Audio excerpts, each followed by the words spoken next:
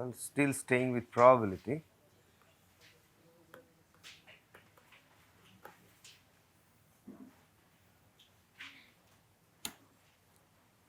So, I would say this is part 2. Like you have sequel to movies, we have sequel to what we did yesterday. Right. So, we saw, we learned what were random variables. We talked a little bit about expectations, linearity of expectations. Now, what is our goal here? Now, see, I mean, when you study probability there, it's like, well, you might say that this is a mathematically a nice subject and all that, but we study this for, applying it to computer science. So, there must be reasons when, or areas where we use probability. Now, today's lecture is themed around the following fact. That say for example, I have a random variable x. So, it would be following a distribution. So, you know distributions, right? Normal, binomial, Poisson, geometric, hypergeometric, negative binomial, there are distributions galore, many of them. Now, why do you kind of develop distributions? The reason being that if you look into real life applications and model it where there is some amount of randomness involved, you see that it follows certain patterns and that brings you to distributions. Now, the moment you get a random variable which follows a particular distribution, we say that we know how this random variable behaves. What do I mean by that? That I can talk of its expectation, I can talk of its variance. Now, expectation is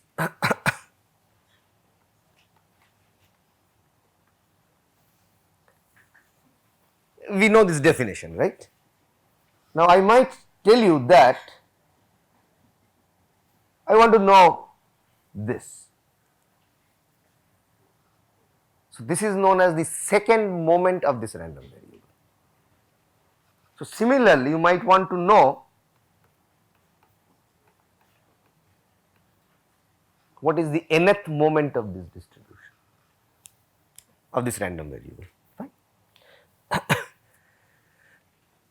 Now, say for example, you have, as Venkatesh would talk of randomized algorithms next, you would see that there are random processes which you cannot straight away fit into any one of these known distributions.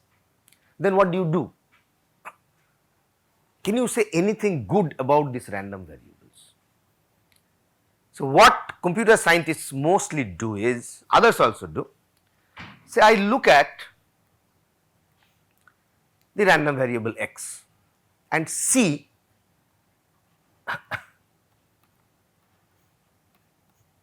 look at its values away from the expectation.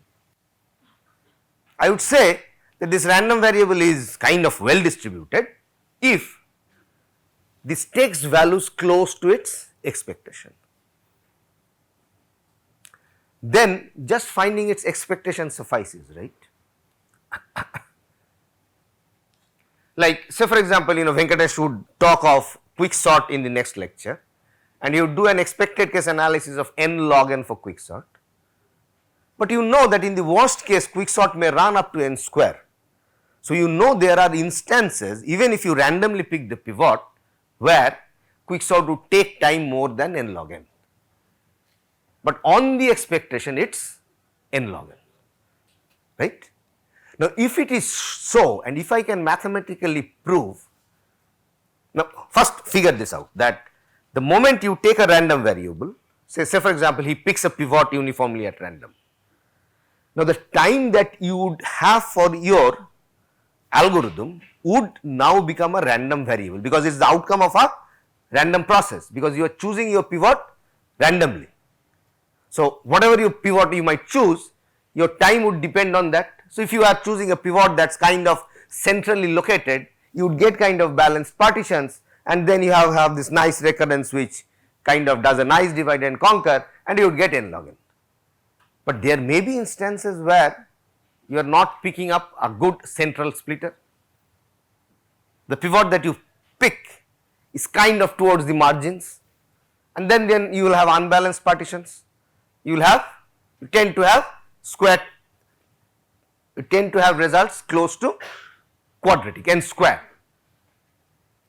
So, that means your random variable is going to take values in a range, and I would be very happy if I can predict or can kind of mathematically prove that the random variable is taking values very close to its expectation.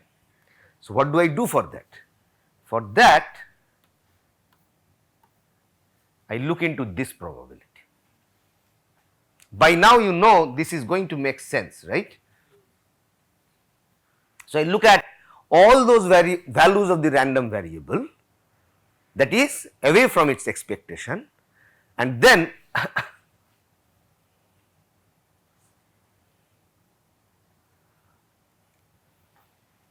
I would say, well, by how much?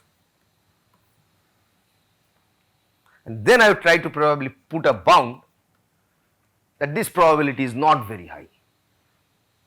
So, that means x is not going to take a value away from the expectation too much. So, probability, if I can bound that probability, then I am sure that the random variable x is very close to its expectation.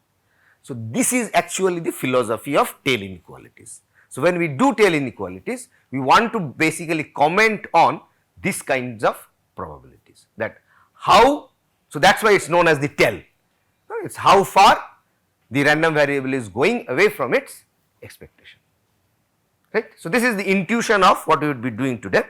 So, now I would kind of start getting a little bit formal. Maybe I can just say one thing, and that it's like without any proof that if you know all the moments of a distribution, so variance is actually a second moment. There is a correction term, but variance is actually a second moment. I will come to the definition of variance shortly. But if you know all the moments of a random variable, you can explicitly say about its distribution. So, knowing the moments of a random variable is of utmost importance. So, till now we have seen the first moment, which was the expectation. We are going to see more moments. So, the next in line is variance. So, let us start by, again I would not prove all of the results, rather push some of them to the tutorial.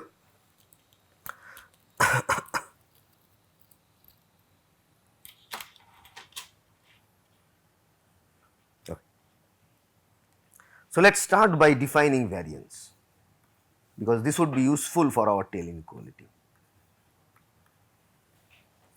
So, what is this?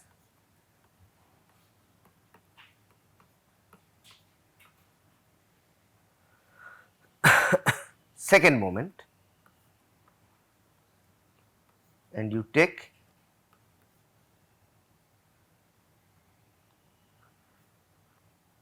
this, right. So, you look at the random variables, how far it is from its expectation, take the square of it, take its expectation. Now, if you do a few steps, if you simplify this expression, this would come to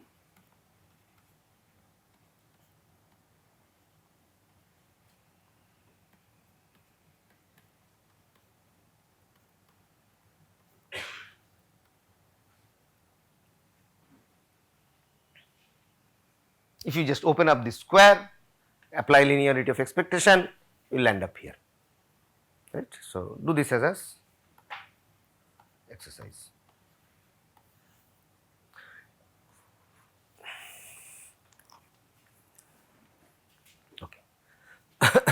So, like in expectations, we defined expectations and then looked at sum of random variables and took its expectation. Linearity of expectation was working fine. So, obviously, we would pose the next question in here, that what if I have two random variables not necessarily independent and I want to figure out the variance of this. Well, how do you do it? You fall back to the definition. So, it is like expectation of x plus y minus x plus y whole square, take its expectation and then deduce out things. Now, when you look at two variables, it's not, if it's not independent, it's like you cannot just sum variances as you did in the case of expectation. Okay. So, there is a term called covariance. So, do you know this term covariance? Anyone? Covariance? How two variables are going to, huh?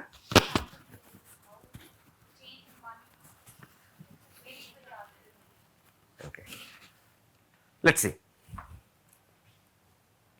So, before I get into how we do this, I mean basically what we want to do is we want to deduce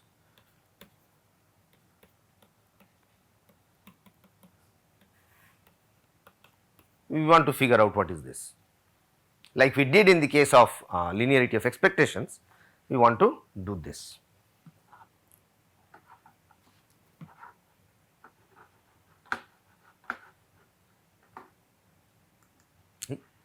What happened?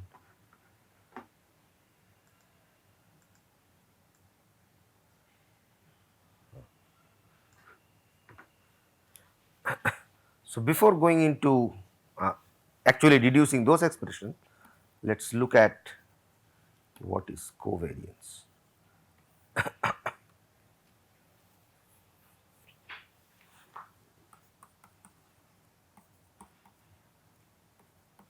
So, for two random variables x and y, covariance is defined as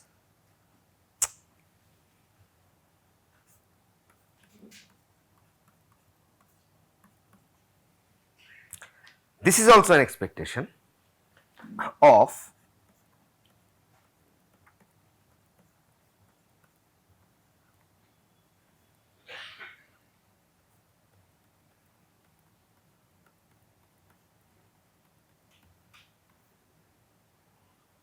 so you take the expectation of this product.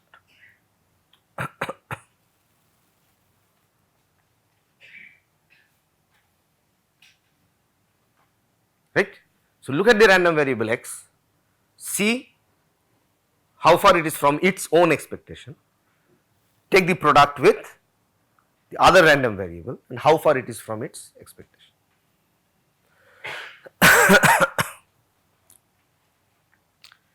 Now, what you would see is, if you now,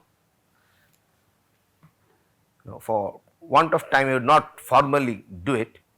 So, if you now look into this variance of x plus y, so plug in x plus y in the place of x there, and so you now have an expression like expectation of x plus y minus expectation of x plus y whole square. So, on expectation of x plus y you can apply linearity of expectation, right. So, this way do this deduction. If you complete that, what you would get is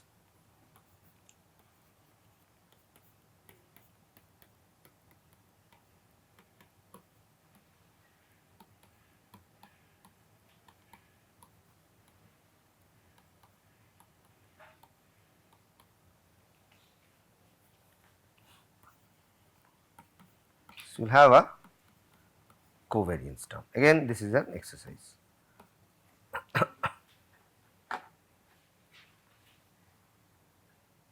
So, because you understand that that if you open up that term, there would be a product term, right, in terms of x and y. And again you apply linearity of expectation because there is an expectation outside. So you would get a term like expectation of x minus expectation of x into into y minus expectation of y. So do this yourself. We will probably help you in doing this during the tutorial. Now the general result is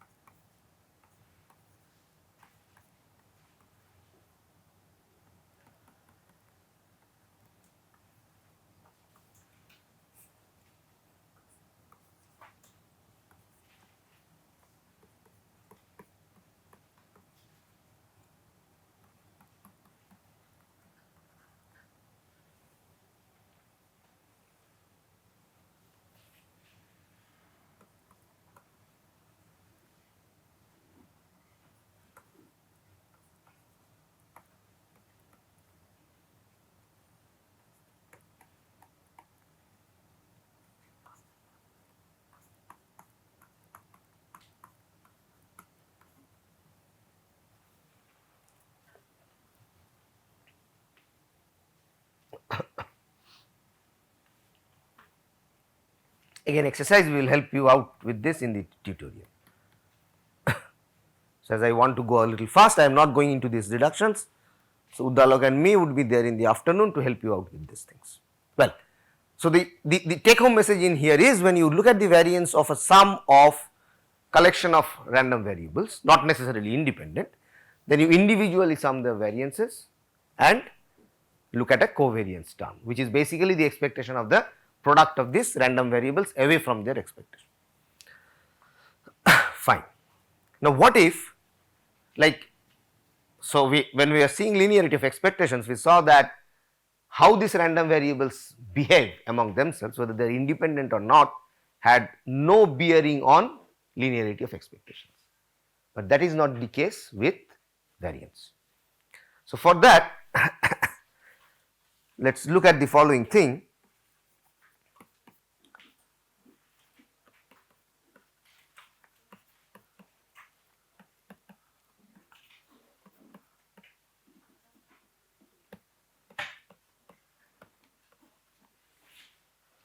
Are two independent random variables. Now see, I mean, it's like I'm going a little bit fast in here. I had yesterday defined to you what was independence of events, right? So likewise you can also define what is the independence of random variables, right? So random variables taking certain values, from there you can form events, and then that definition of independence of events follows. Okay.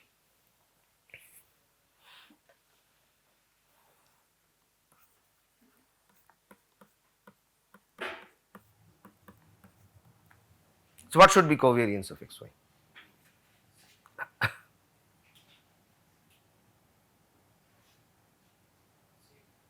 0. Why?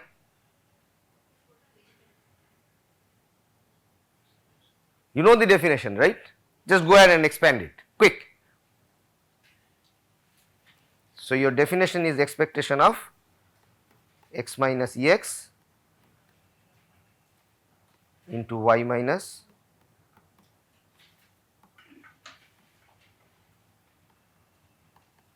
expand it.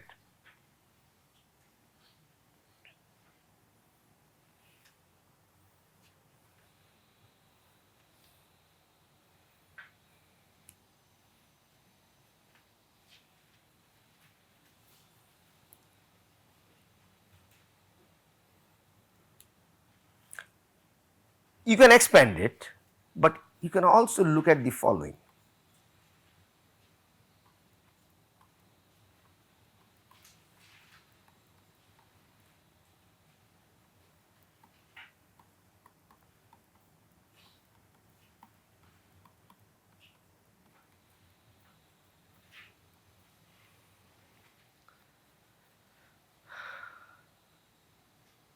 Am I correct if I write this?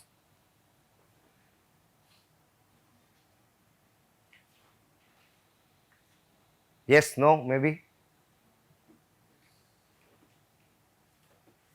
When the instructor has written, it should be correct, no?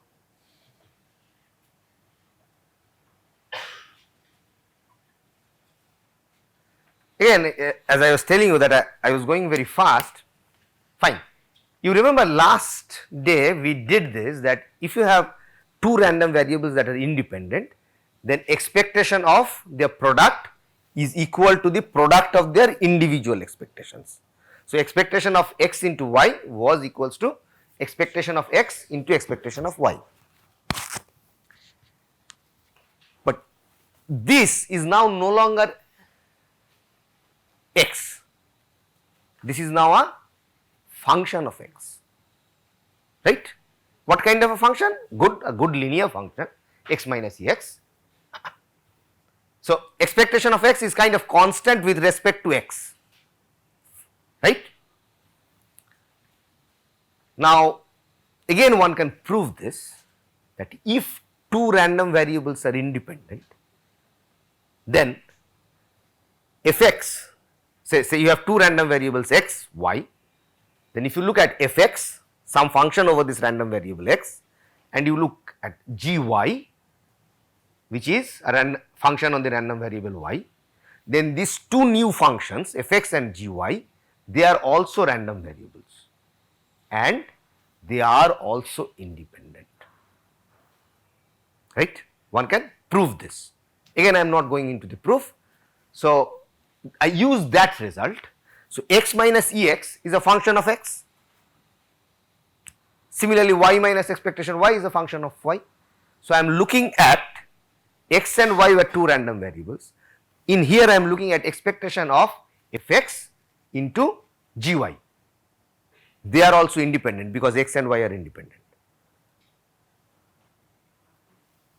And if x and gy are now two new independent random variables, the same theory applies of yesterday's.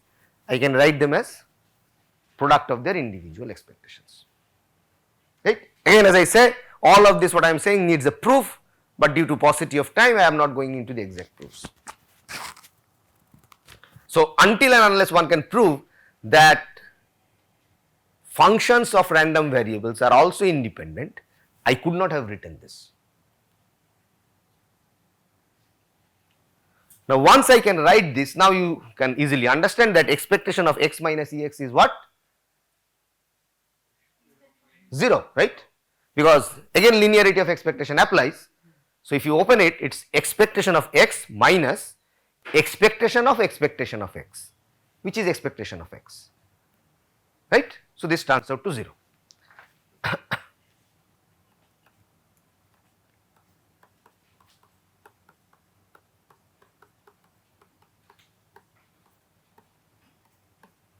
So, this is equals to 0. So, if you have two random variables which are independent, then their covariance is equals to 0, and if their covariance is 0, then individual variances just add up because the covariance term is 0. So, you can now write a new theorem. So, for a finite collection of independent random variables x1, x2 up to xn, variance of their sum is nothing but their sum of their individual variances, right, because this covariance term gets to 0.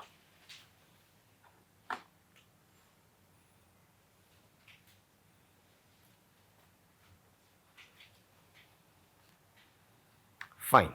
So, I would just kind of so are you people conversant with this binomial distribution, Poisson distribution, normal distribution? Are you people familiar with this kind of things?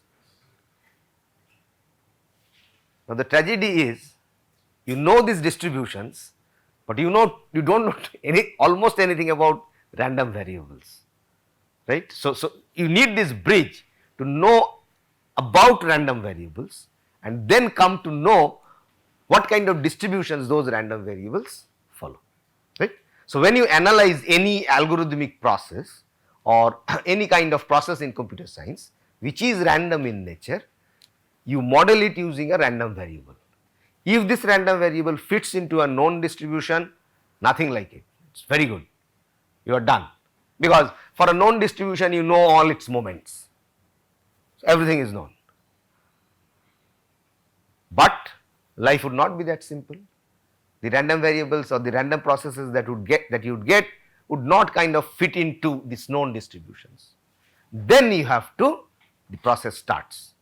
Then you have to know, as I said, the more you know about the moments of the random variables, you know which kind of or what kind of distribution this random variable follows. So you would want to know more about these moments. Now the moment you start knowing more about these moments, whether the random variables are independent or not becomes very important, because if they are not independent, then there is this covariance term. Handling this covariance term is not going to be that easy.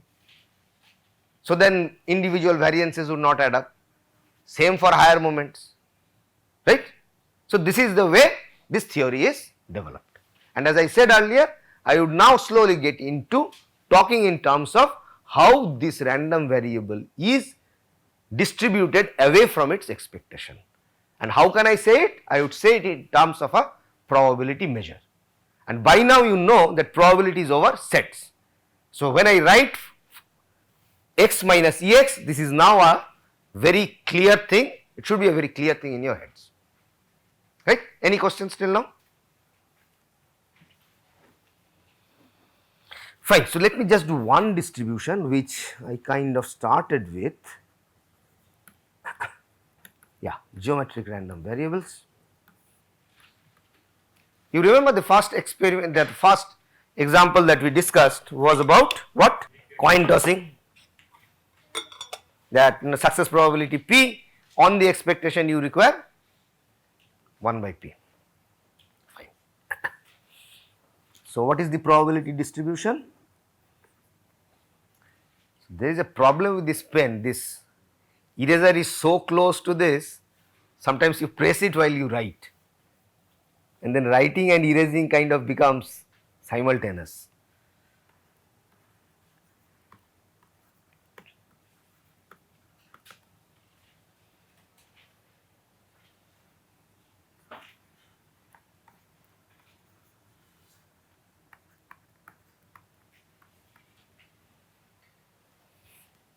Okay. To fix the distribution for a geometric random variable, you need only one thing, you need one parameter, which is the success probability P. Okay. So what you are doing? You are doing coin tosses one after the other, and any one of your tosses does not depend on the outcome of any the outcome at the ith step does not depend on any one of the previous steps. Okay. So I look at the probability that x takes the value I.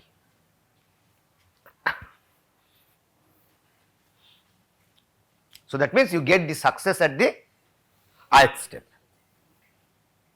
So that means you have got failures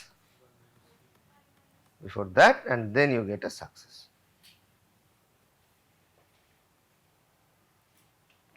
Okay.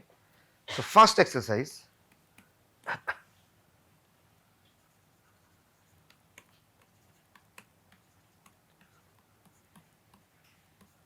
what is a PMF? Do you know? Probability mass function. So when I write show that it is a PMF, what does it mean? That if you sum these probabilities over all i's, you should get equal to 1, right? Fine. Okay.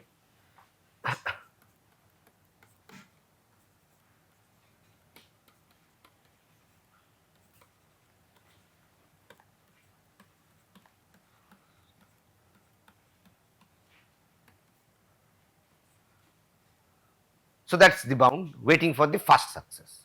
I want to figure out the expectation of the amount of weight, by that I mean the amount of experiments I did to get the first success.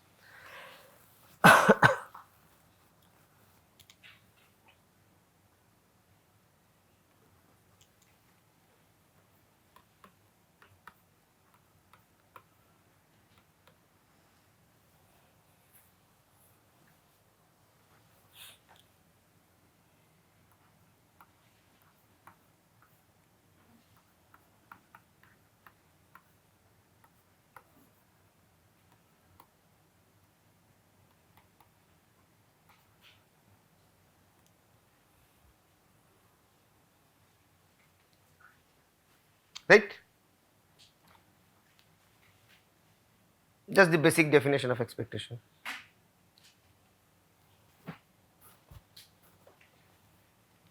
Now you plug in the values.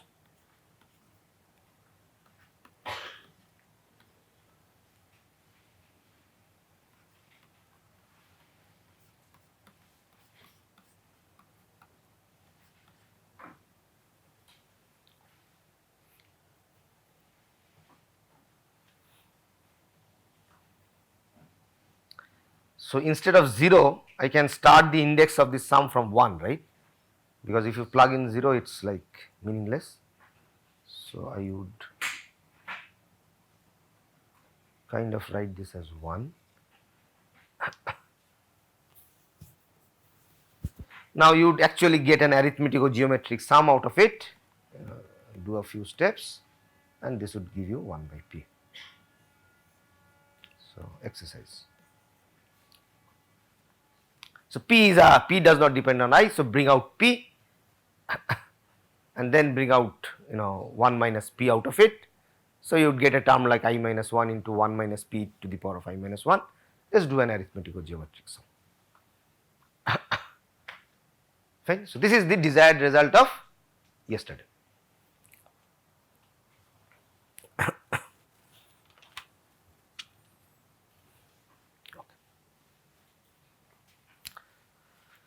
So after having known variance, we are now in a position to get into tail inequalities. So as an exercise, what you can do is you look at Poisson, you look at binomial, and you can figure out what is the PMF, what is the expectation, so on and so forth. Okay. Like say for example, if you look at say binomial. So for binomial, how many parameters do you need? 2, n and p, the number of times you do the experiment and the probability of success, right. So it's like n choose r, 1 minus p to the power of r, p to the power of n minus r, so on and so forth. Now see, for a binomial, you are doing repeated n experiments, right. Each one of these experiments is a success failure thing, and it happens with the same probability p, right. So you can now see a binomial random variable as the sum of such 0, 1 success probability kind of random variables. So each one of this, where you do one experiment, it's either a success or a failure, is known as a Bernoulli trial, right. And if successive repetitions of this has the same probability of success p, this is called Bernoulli trials. If the success probability varies, it is called a Poisson trial. We will look into Poisson trial later on. But for binomial trials, it is the same experiment 0, 1 or success failure with the same probability p. Now for binomial, you can see it as a sum of Bernoullis, each one with a probability p. Yesterday we did this, that for 0, 1 random variables,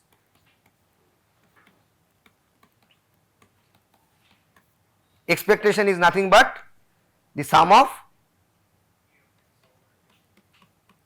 x equals to 1, right. Sorry, not the sum.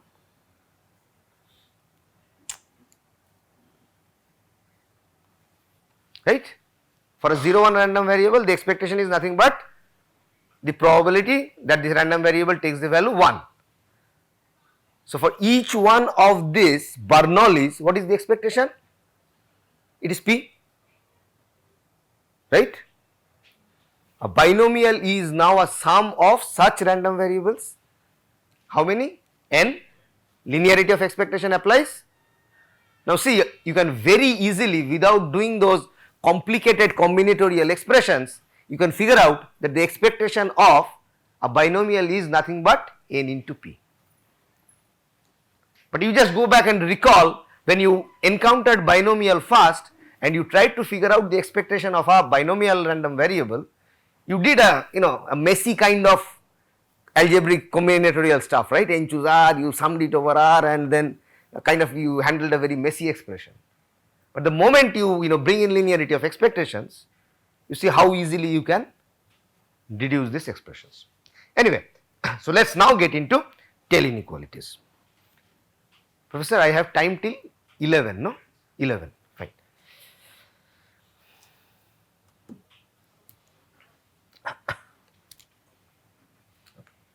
So, the first tail inequality that we would do is known as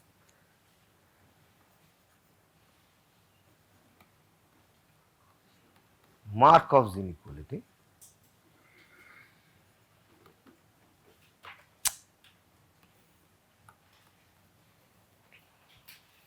So, we have on our agenda to do 3 tail inequalities. One is Markov, the other is Chebyshev, the other is Chernoff. Now, both Chebyshev and Chernoff are kind of, what should I say, it is like nice and advanced applications of Markov, but at the heart of it both Chebyshev and Chernoff are essentially Markov inequality, right. So, let us look into the setting of Markov's inequality.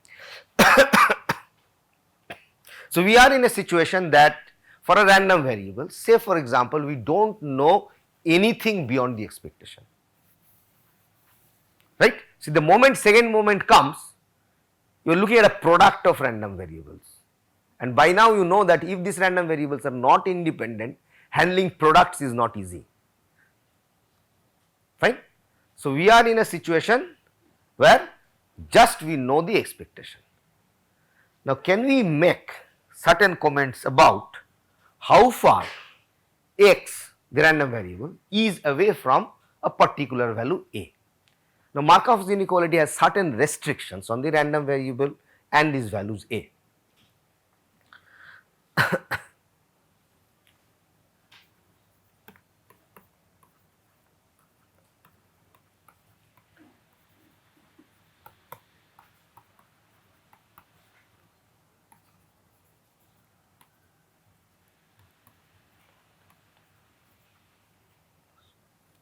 So, x is a random variable that is going to take only positive values, it can take 0, so non-negative value.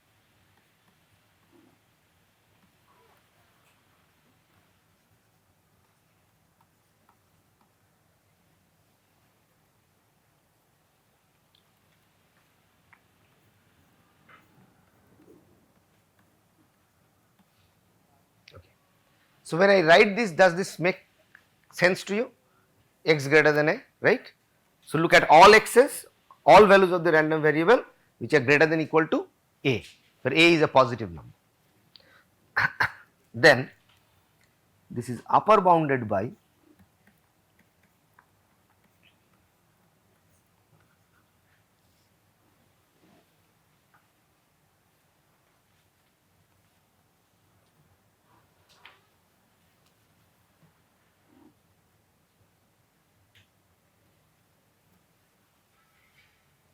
what I am saying. So, first try to figure out what this inequality is saying. It is saying that a random variable x, so this is your a, probability that this random variable takes values in here is, I can put an upper bound in terms of the expectation, which is the first moment of the random variable, divided by a, right. So, the smaller a is, the right hand side of this inequality goes up, makes sense, right, because it is going to have more and more value. So, you are going to have, you are adding more probability mass.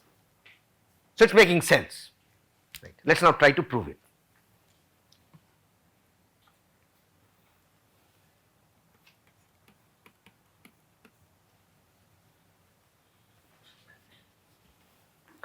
Okay, so, this has a trick.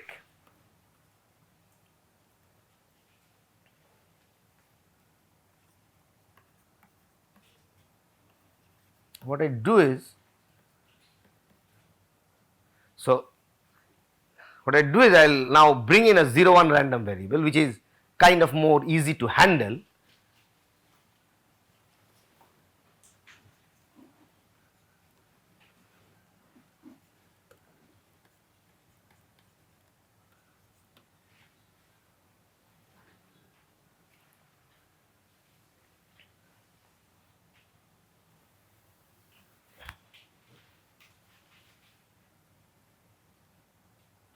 So, if you look into this area, for this area x by a is surely greater than 1, right.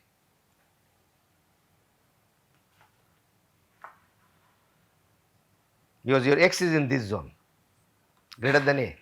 So, x by a is going to be more than 1, and for this zone your x by a is kind of less than 1. Okay. Now, I will use this fact that x is greater than or equal to 0.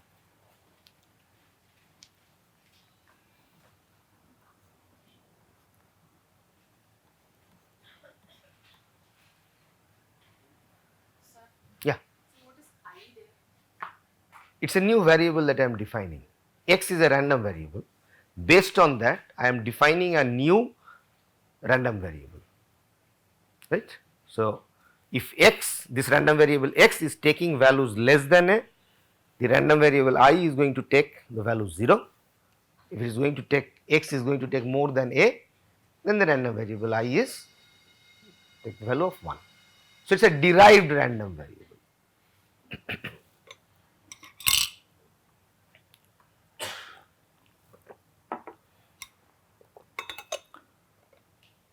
Okay.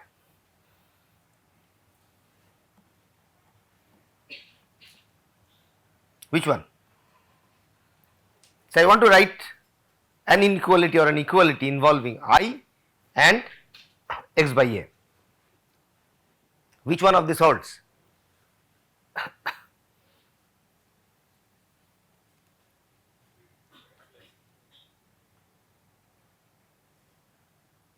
Yeah, go ahead. Less than or equal to, right. So, the first one holds, good. Why?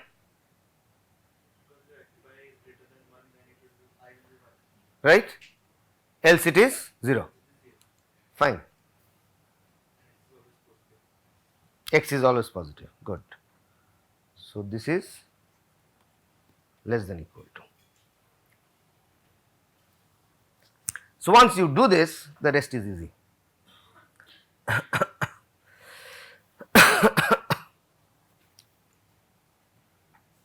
Achha, I is a 0 1 random variable, right.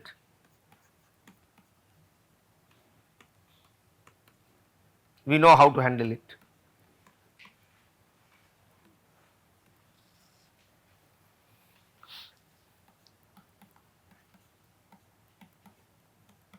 Is nothing but probability of I equals to 1.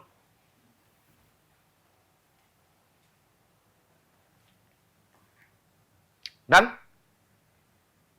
You are okay with this step? This we did earlier. And probability of I equals to 1 is nothing but probability of x greater than a. That is what I wanted on the left side. right. So, I have deduced probability of x greater than equal to a in terms of expectation of I. So, the rest is easy.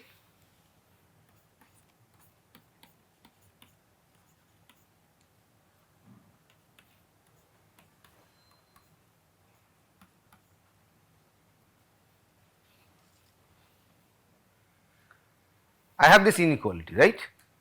So, I can take expectation on both sides, because expectation is kind of a summing argument, right, it sums. So, expectation of I would be less than equals to expectation of x by a. So, because of that, so maybe I write it as 1. So, this is now less than expectation of x by a because of 1.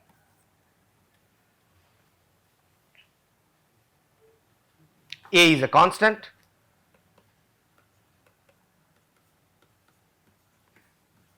done.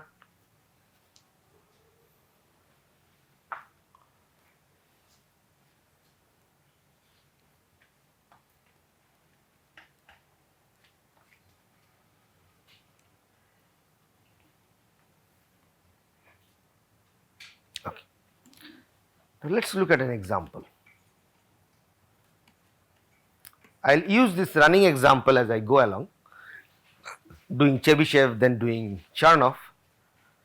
So, the example is this simple, this coin tossing example. You flip an unbiased coin whose successive outcomes are independent, and you want to figure out now what is the expectation of the number of heads, fair coin, n by 2, right, because you are flipping it n times. So, your expectation is n by 2. I am now interested in the tail of this, right. So, say for example, I want to know what is the probability that x takes a value say greater than equal to 3n by 4. So, some fraction of n, because you are repeating the experiment n times, n by 2 is your expectation that you know. So, you are interested in figuring out how away you are from your expectation. So, coin unbiased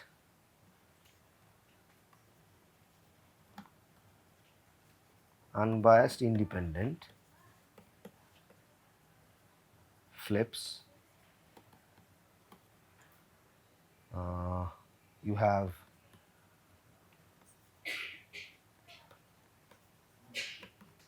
n flips. So, if x is the random variable that catches the number of heads, then you know that your expectation is n by 2. I am now say interested in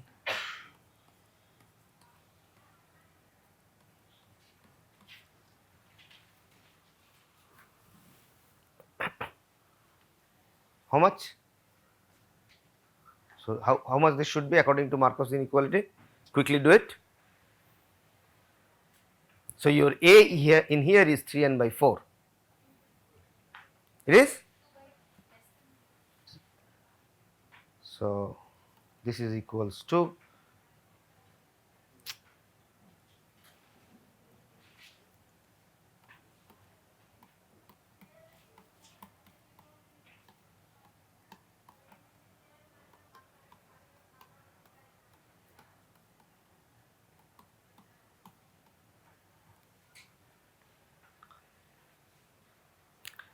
now pause here a little for a little moment and try to figure out whether Markov's inequality is telling you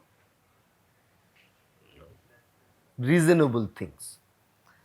Think of this, you increase this fraction from 3 by 4 to say something more 5 by 6. 7 by 8. What you would get on this side, on this right side, is again a constant. So constant probability is kind of a high probability. So that means Markov's inequality is not telling you much. What I wanted to say that the random variable is concentrated around its mean, around its expectation. But in here you see that what it is telling you is that you go, say, a constant distance, a constant fraction away from the expectation, the probability is not falling much, it is a constant. So I want the probability to rapidly fall, 1 by n.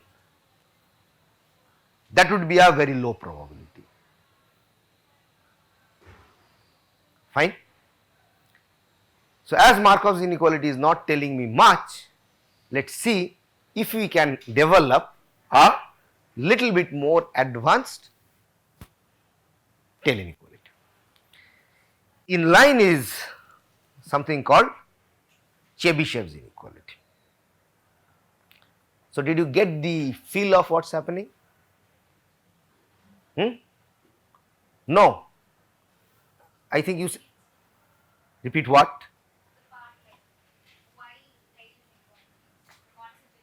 Okay. As I said, it's like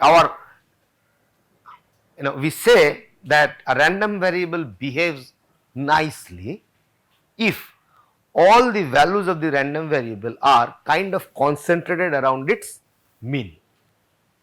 If it is so, then figuring out the expectation tells you a lot about that distribution. Say all the values that the random variable takes is around plus minus delta of the expectation. If that is the case, then you know about this distribution, right? So that means if that is the case, then just figuring out the expectation, which is the first moment, tells you about this distribution. Now if your inequality, the mathematical tool at your disposal, is not that strong enough to make such a strong statement, then you would make a weak statement like this, that you know that this experiment, for this experiment, your intuition tells you that for all times I repeat this experiment, the value is going to stay close to n by 2, right, if it is an unbiased coin and the trials are independent. But what I see is, if I vary this 3 by 4 and take this fraction very close to 1, you would get there also a constant, right. So vary this to 3 by 4 to say 5 by 6, 7 by 8, 9 by 10, you keep getting close to 1, what will happen? Just change that probability, right, it will get a little bigger. And finally you might get 1, and then this is telling you nothing, right. So if you say that a probability of a random variable taking a value is equals to 1, you are saying almost nothing. That is not a mathematically significant statement, right, because you know that this random variable takes a whole range of values between 1 to n. So did you get the point now, right? So my final goal is to say that the random variable is concentrated around its mean. Obviously this would be a probabilistic statement, so I want to push that probability high. So that means here it should be low, that x away from the expectation should have a low probability. That means x around its expectation should have a high probability. So did you now get it yourself? Any more questions? Well, getting into Chebyshev's,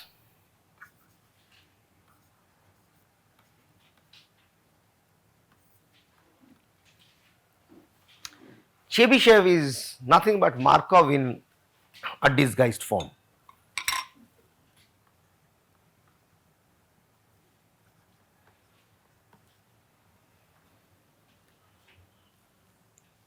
don't allow 0, I think, for any a greater than 0.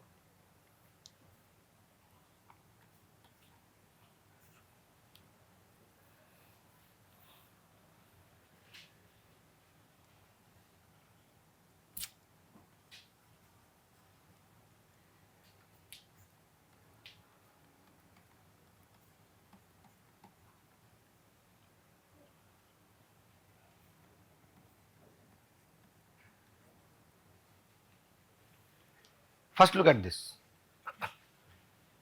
So, the set of random variables satisfying this inequality. This is a set.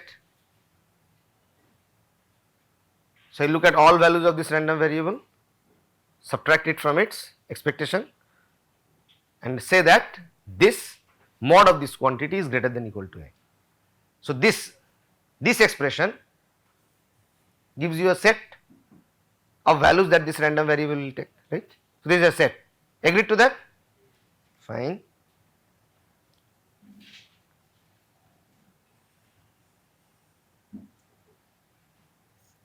So, now I can take probability over it.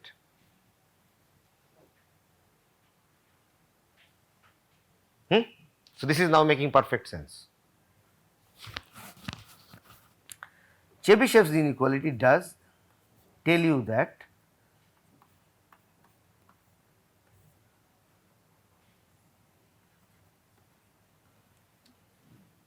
this is variance of x by a square. So, variance is second moment.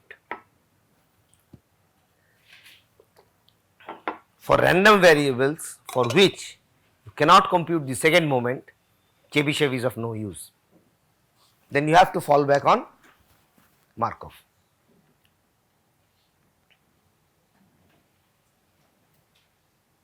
Okay. Let us now prove it.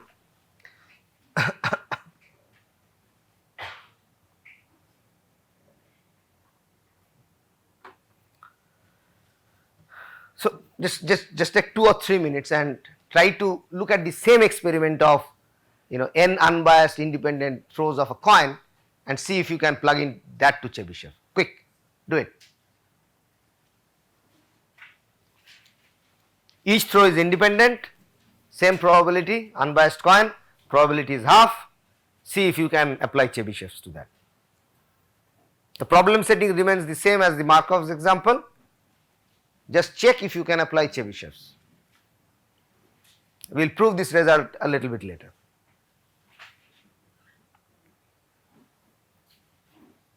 Assuming that this is true, apply it.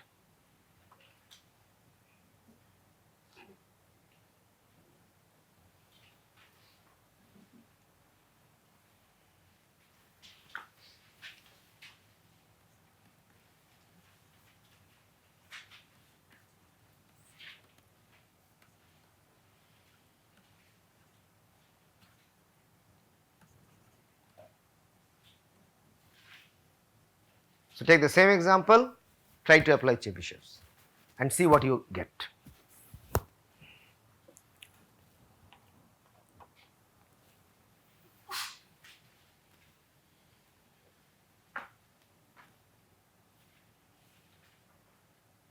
What is the random variable x? The number of heads. I have to get the variance of x. Expectation is n by 2 that I know. What is variance?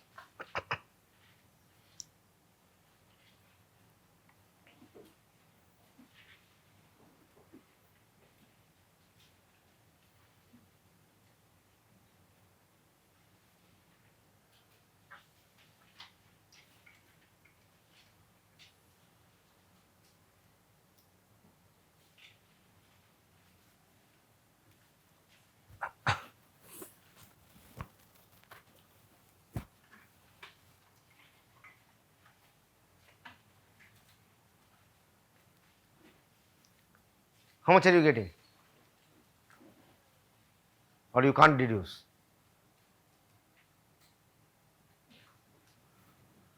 What is x? Random variable representing the number of heads.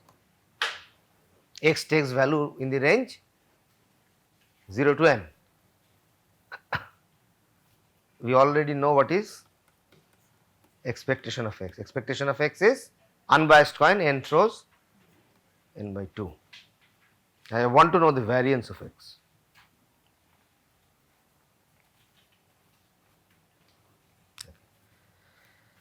So, a thumb rule in probability is whenever you are handling a random variable that it's kind of feeling complex for you, break it down into 0, 1 random variables, right. So, how can I see x?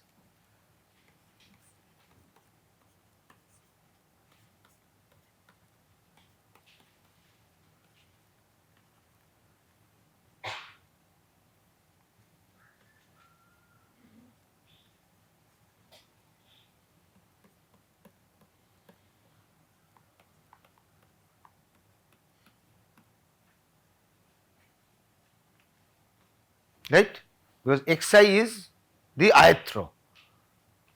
So, xi is equals to 1 0. So, 1 if it is a head, 0 otherwise.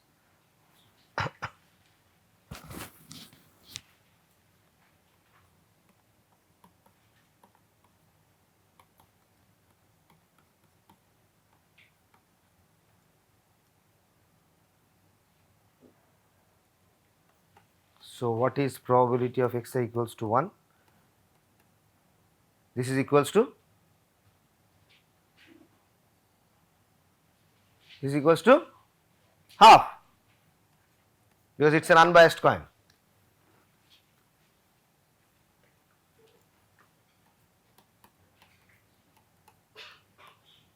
What is expectation of xi?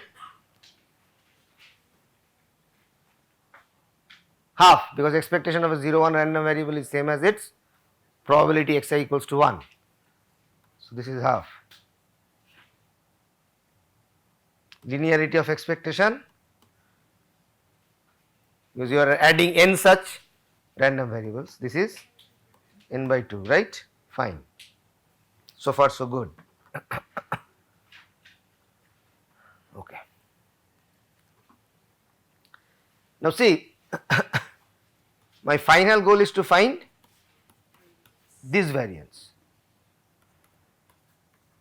That means this variance, right? But what I know, xi's are independent, right? Because successive throws were independent. So, this can be written as the sum of individual variances. So, if I can figure out variance of xi, I am done. What is variance of xi? This is expectation of xi square minus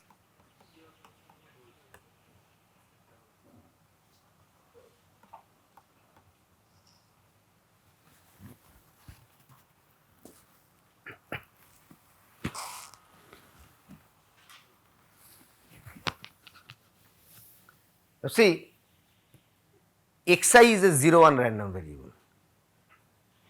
So, what can I say about xi square? It is also a 0 1 random variable, because when xi takes the value 0, xi square is going to take the value 0. When xi takes the value 1, xi square is going to take the value 1.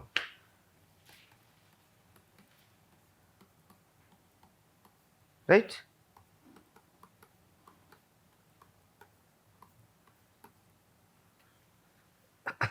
So, what is each variance xi going to be?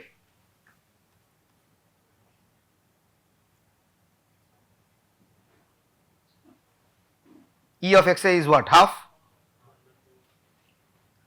So, this is going to be 1 by 4. Good.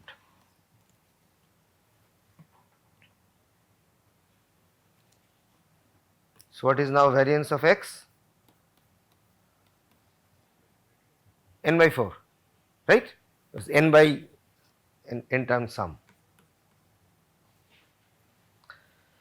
Okay, now look into Chebyshev's formula. This is variance of x by a square.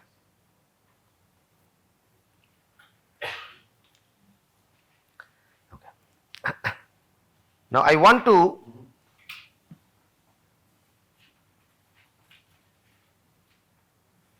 kind of do the same thing, x greater than equal to 3n by 4.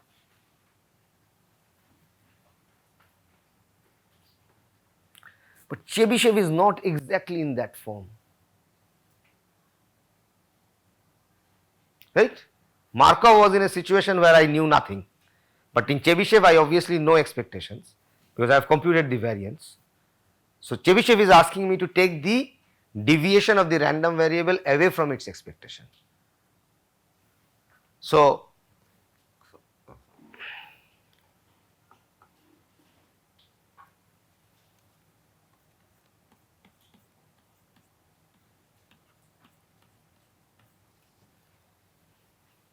this I want an upper bound on this, but exactly Chebyshev is not in this form. So I have to somehow extract the Chebyshev form out of this thing, right? Now if x is greater than equals to 3n by 4, then I can perfectly do this.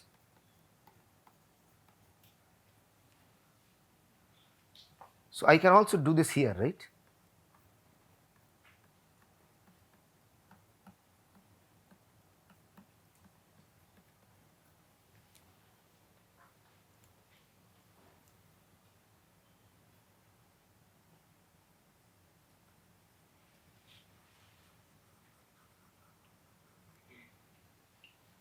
The set of all values that the random variable x is going to take satisfying this inequality. You agree to this? So what is this right side?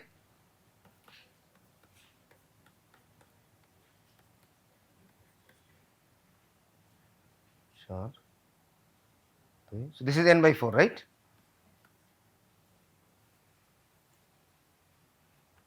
This is still not in the form of Chebyshev.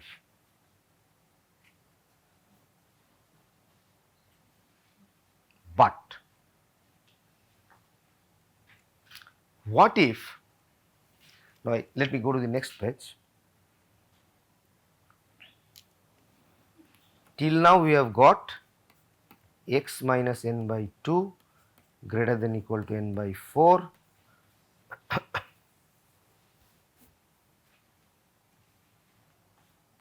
What if, now see, I mean, instead of n by 2 I can write expectation here, right? Perfect, x minus ex done greater than equal to n by 4.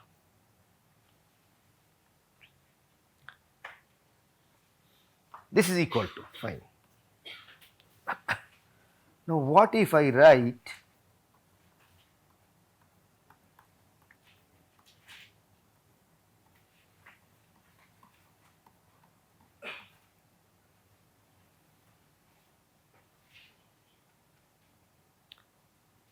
the set of values this random variable will take for this case and this case, which is kind of the superset.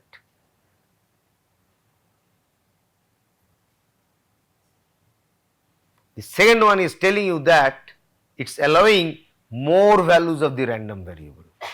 So your set is bigger. And yesterday, while discussing the axioms, we had made a proof that if A is a subset of B, then probability of B is always greater than probability of A. So I apply that here to get this inequality.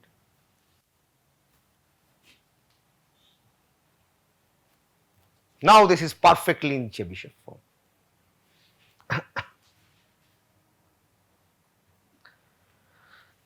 So Chebyshev tells you variance of x by what?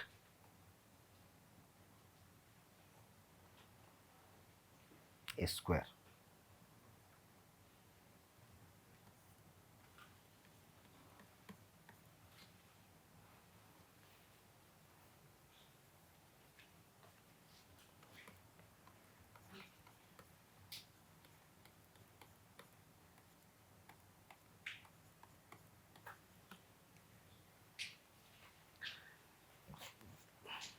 So compare this with Markov. What was Markov telling you? Probability x greater than equals to 3n by 4 was what? Can you just tell me that value? 2 by 3. What is Chebyshev telling you?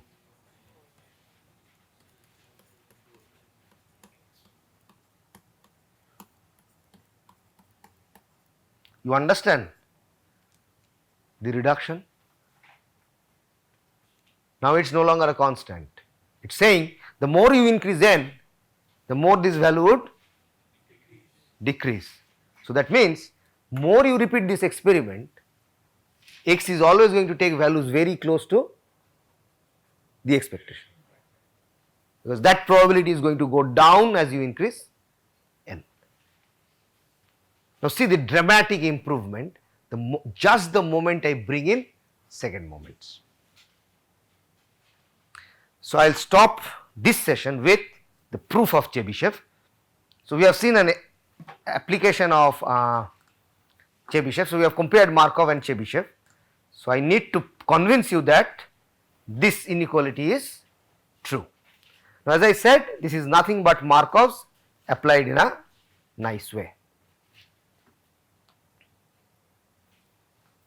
Okay. So I need to prove that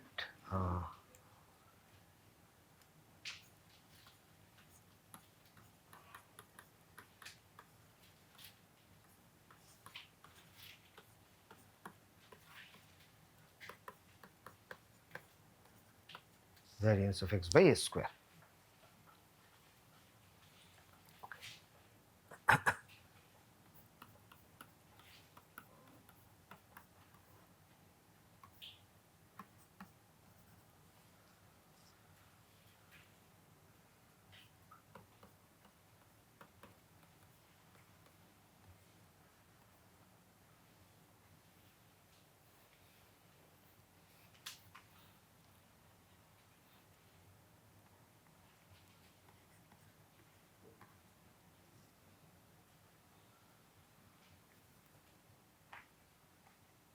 The set of values of x satisfying these two are the same.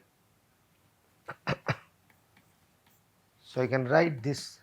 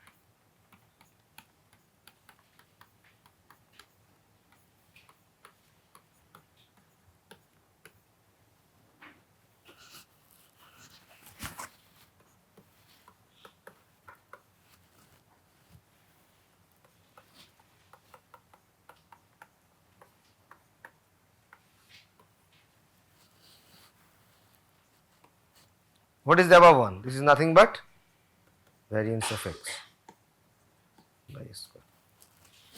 That is the proof.